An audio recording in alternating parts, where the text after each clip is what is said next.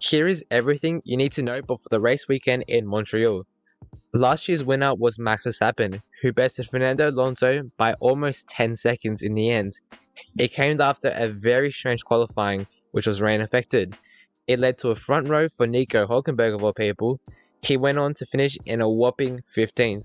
Going back even further in history to the inaugural event back in 1978, where Gilles Villeneuve, the man this circuit is named after, won it in his Ferrari by 13 seconds.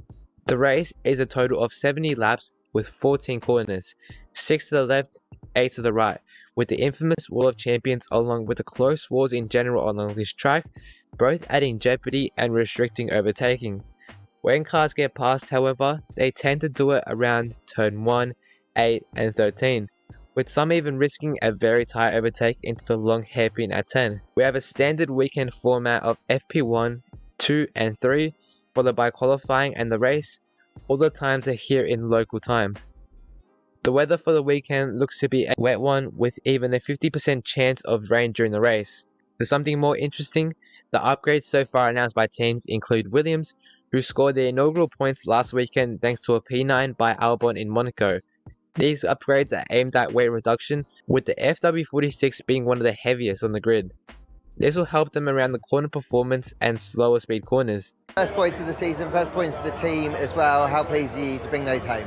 Great. I think it was maybe a bit of a boring one.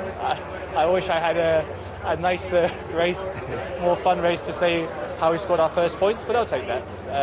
P9 is great for us and puts us on the boards, puts us in a positive momentum for the next few. Last year it took us a while to get some points and then we really started to hit our stride. So don't know why we can't do that again.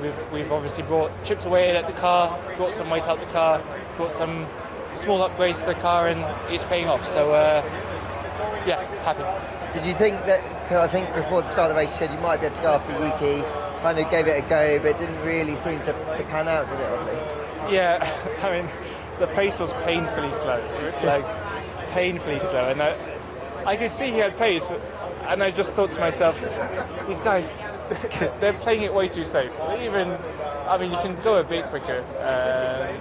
We got laps after 20 laps. But anyway, to be fair, at the end of the race it was tough. The tyres did do great, but I didn't think it needed to be so slow like it was.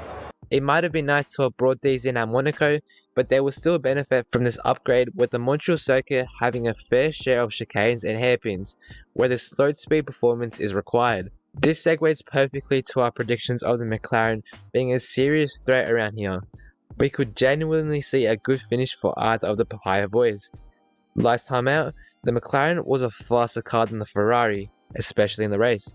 The only reason they were able to be kept behind was because of the circuit layout itself.